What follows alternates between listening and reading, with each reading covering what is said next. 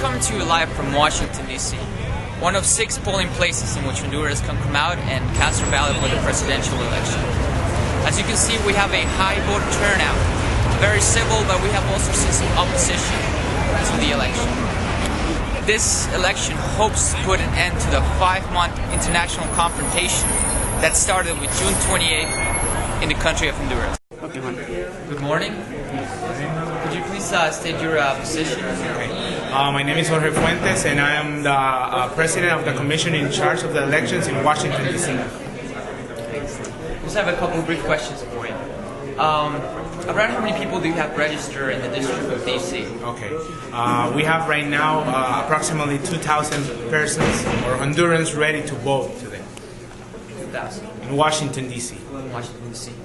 Why did you choose the District of Columbia as opposed to other places that might have a higher Honduran population, say for example Virginia?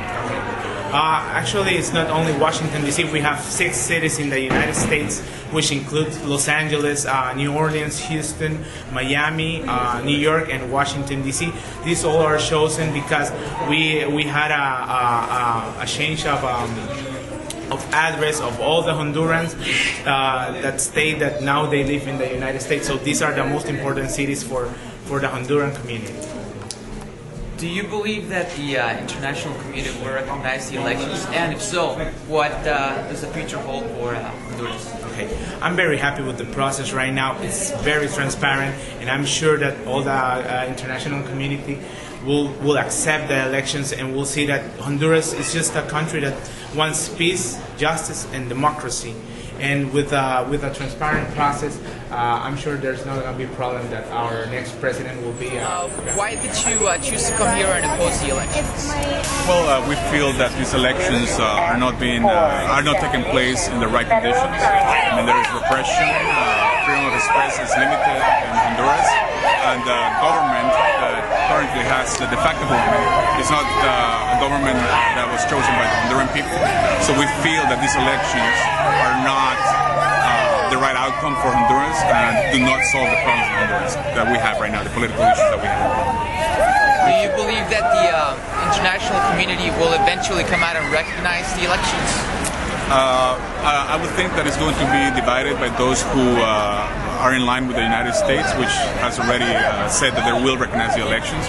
A few countries in Latin America, Costa Rica, Panama, and we believe Colombia and Peru are going to follow suit, but the rest of the Latin American community is going to not recognize the elections. Back up! We're going to raise the country. Honduras will never be ashamed of anything. You people need to learn. You people in the beginning, you forgot your ancestors. You forgot what Honduras stands for.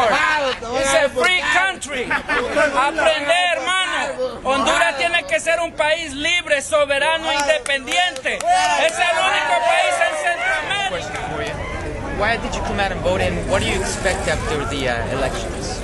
It's the best way to demonstrate democracy in Honduras, and I think I have the obligation as a true Honduran. I was born and raised there, and I've lived there all my life. I moved to the U.S. 2 months ago, and I think it's the best way to demonstrate liberty and democracy, and here we are supporting my country. How do you personally see Honduras after the elections? I think it's they're good candidates, and I think what's going to come out of elections is what the population really wants to happen, and everybody is voting. I called my whole friends and families that are there. They're all voting. It's the population is being heard, and whatever comes out of this is what the population really wants.